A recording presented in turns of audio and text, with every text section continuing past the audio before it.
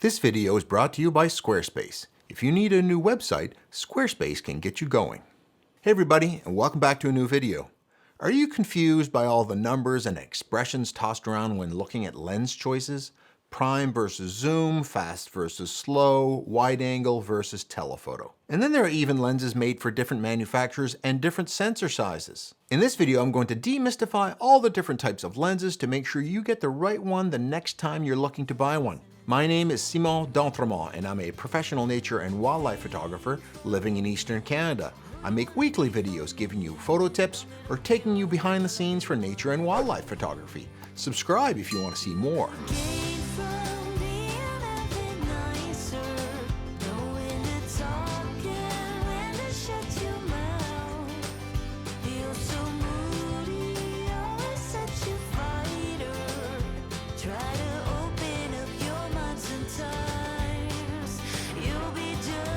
First off, a warning, there are people pretending to be me using my photo and in the comments below offering you prizes. These are scammers. Also, I should point out that this is my 1-year anniversary on starting a YouTube channel. I want to thank all of you who've made it such a success. I really appreciate your feedback on how it's helped you take your photography to a new level, and that really motivates me to want to go out and continue to make these videos when I know it's making such a difference in your photography. So thanks so much. So let's break down the variables in lens types and language that we need to understand. So if you want to buy a lens and you walk into a camera store, the salesperson there will ask you what you want in the following 4 attributes: focal length, prime versus zoom, aperture, and mount type. Let's start with focal length. The focal length is not technically the length of the lens, but rather the distance from the point where the light rays converge to the sensor. But generally, people talk about focal length as if it's the same as lens length. It's usually written right on the lens in millimeters. This is a 500 millimeter lens, while this is a 50 millimeter lens. The main attribute that this figure tells you about the lens is its field of view, that is, how wide or narrow an image it will produce. The shorter the focal length, the wider the field of view it sees, or the less magnification. The longer the focal length, the smaller field of view, so the more zoomed up it looks, the more magnification. So on my full frame camera, this is what 16 millimeters looks like. This is called an ultra wide angle lens. This is what you would use for wide landscape photos, or maybe photos of indoors for real estate photography to get a wide view of a room. I use this type of lens for shooting Milky Way shots, as I need a wide field of view to capture a large swath of sky and a foreground subject all in one view. At 30 millimeters, we're no longer ultra wide, but this is still a wide angle lens. Great for landscapes, but also photographing people where showing their surroundings or location is important.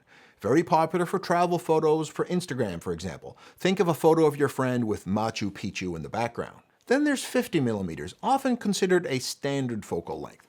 This is what some people would refer to as the same field of view as your vision. You can photograph portraits with this, architecture, or smaller views of landscapes. It's also great to shoot video on nature for my YouTube videos when I get up close. Then there's 200 millimeters. This is getting into telephoto range, where it's not enough for wildlife, but a wider shot of several people playing sports, a mountain in the distance, or close-up portraits of people just showing their upper body or face. And finally, 500 millimeters, like from my big lens. People call these super telephotos. This is for wildlife or sports up close. And as a wildlife photographer, this is my lens of choice for getting close and getting lots of details. Here's a quick rundown of the field of view they all show compared to each other. Now this field of view is impacted by another variable, sensor size. What I've been showing you so far was shot on a full frame camera. That's because smaller sensors capture only a smaller crop of what the lens can capture. As such, they effectively zoom in a little. For sensors that are called crop sensors, also known as APS-C, you need to multiply the focal length by 1.5 or 1.6 for Canon to give you what the effective focal length is compared to a full frame sensor. So this 50 millimeter lens field of view on a crop sensor is the same as 75 millimeters on a full frame camera. So to get the same field of view as a full frame on a crop sensor, you need to get wider lenses. This can be an issue if you want to shoot real estate. To get interior shots that show a wide field of view, you need a wide angle lens. But crop sensors won't show you as wide as a full frame, so you need even wider, which can be even more expensive lenses or hard to find. For micro four thirds cameras with an even smaller sensor, the crop factor is 2 times. The next critical attribute of a lens is its maximum aperture. This is usually written right on the lens in its f number. The f number scale can be a bit confusing as it's actually a ratio of the lens focal length and its aperture, the size of its opening, and works in reverse. So my 500mm focal length lens has a 125mm aperture, technically what's called the entrance pupil, so it's f4. Lenses with the smallest numbers have the largest maximum apertures, so an f2.8 lens has a wider aperture than f5.6. There are 2 major attributes impacted by the maximum aperture on the lens. The first is the light gathering capacity of the lens, with the widest apertures collecting the most light.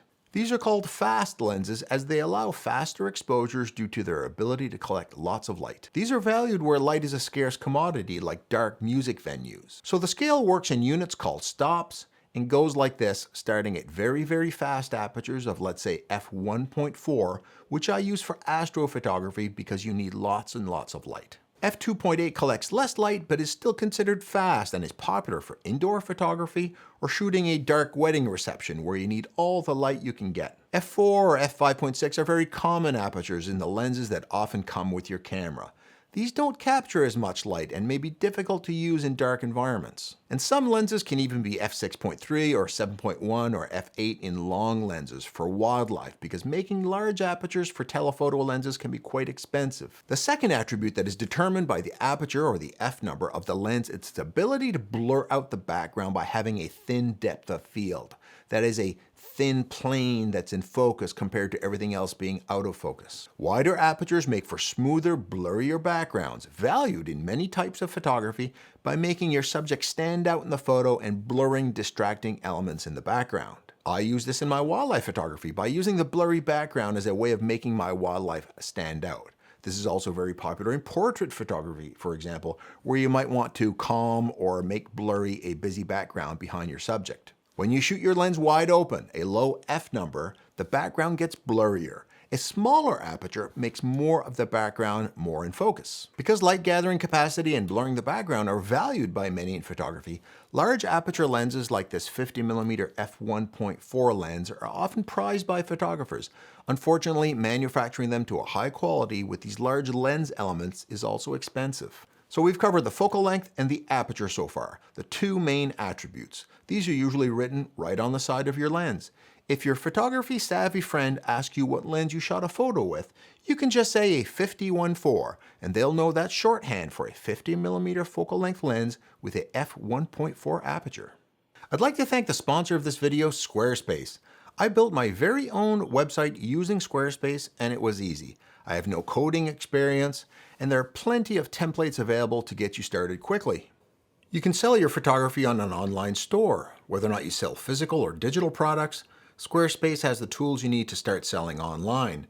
You can even host video content and organize your video library and showcase your content on beautiful video pages, like I have here. If you want to show off and sell your work, including accepting international payments, setting up a Squarespace website is a great way to start. Head to squarespace.com for a free trial, and when you're ready to launch, go to squarespace.com/Simon to save 10% off your first purchase of a website or domain. Now you can also separate lenses into 2 main types, prime lenses and zoom lenses. Prime lenses are of a fixed focal length, like 50mm, 16mm, or 500mm. They are built to work at just one focal length. On the other hand, zoom lenses are built with an adjustable focal length, which can cover a maximum to a minimum range. So this 17 to 40 covers 17mm at the wide end to 40mm at the longer end. The main attractiveness of zoom lenses is the flexibility and adaptability they have. Depending on the scene, you can adjust the focal length. Where you can't zoom with your feet or get closer or farther from your subject, zooms are a great way to either change the field of view you can capture or change the size of your subject in the frame. I'm going to Africa in June, and if an elephant or a giraffe comes up really close, it's not going to fit into the field of view of my 500mm lens.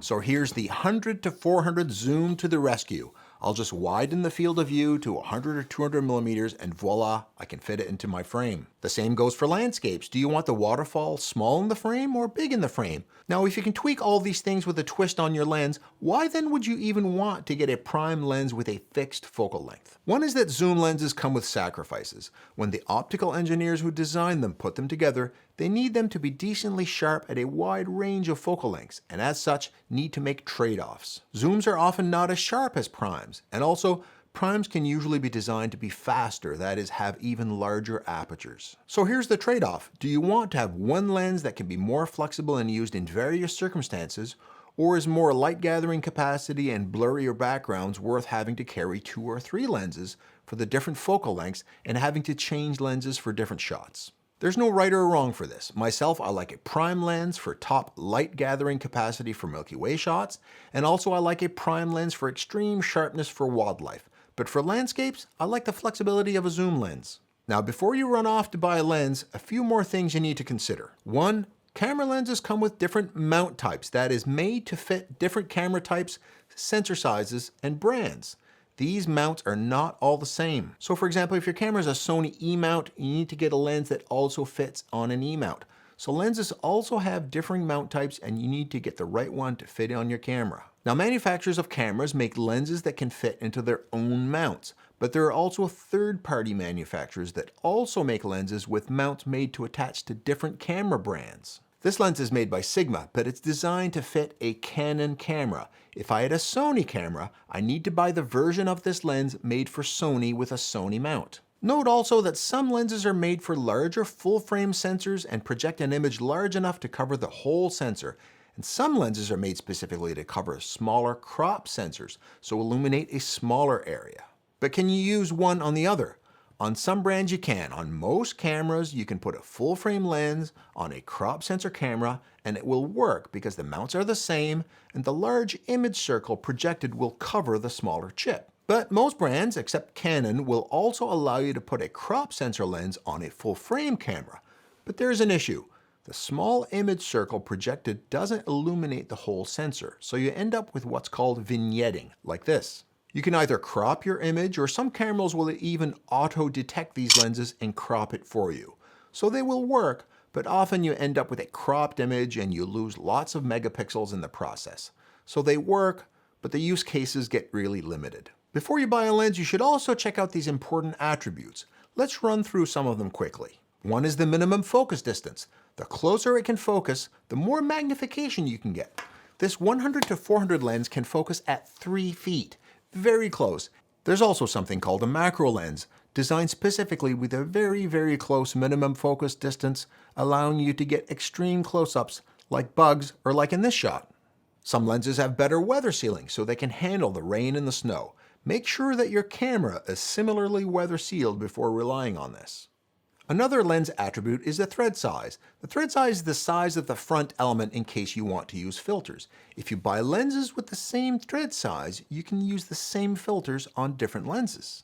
For example, this 77mm filter will fit okay on either this lens or this one, avoiding me needing to buy different filters for different lenses. Some lenses come with image stabilization and some not. If it has image stabilization, you can shoot at lower shutter speeds and still get sharp photos. If you shoot mostly on a tripod or shoot really, really wide, this is less important. But if you shoot really long focal lengths, this is more important, almost critical. As a bonus tip, when you get a new camera, there's a way you can avoid needing to buy new lenses, or even use lenses with different lens mounts or from different brands. Adapters. Adapters are designed to accept a camera mount on one side and another different type of lens mount on the other. There's usually no glass, and the job is just to be a conduit for the two different mount types with connectors for the electronics so they can speak to each other. I've used these very successfully to use my older Canon DSLR lenses on my new Canon mirrorless cameras, as they have different mounts. There's no image quality loss in my particular combination, as there's no glass element. It's just a spacer. To note, this is a one-way street. I can use DSLR lenses on my mirrorless camera, but not mirrorless lenses on my DSLR, as there's no physical room for it to fit with a DSLR mirror assembly in the way. I can even use my big 500mm lens on my little Canon M50. Stay tuned for a future video on this combination. So if you have lenses and are buying a new camera, see if there are adapters that would allow you to use your old lenses. You can even adapt old vintage lenses, but usually this will leave you focusing manually. Using adapters is a good way of easing into the cost of a new camera by not having to rush out and buy new lenses right away. Just make sure that your combinations will work. Also, there's a special type of adapter called a speed booster. This one does have a glass element and is meant to maximize the benefits of a lens made for a full frame when you use it on a crop sensor by bending the larger image circle of a full frame lens into a smaller space, concentrating more light onto your smaller sensor, simulating being a faster lens than it actually is. If all this discussion about sensor sizes like full frame and crop sensors was a bit confusing, or you'd like to know more about them, I have a whole video on the topic, which you can see right here. If you found this video deserving, give it a like and YouTube will show it to even more people.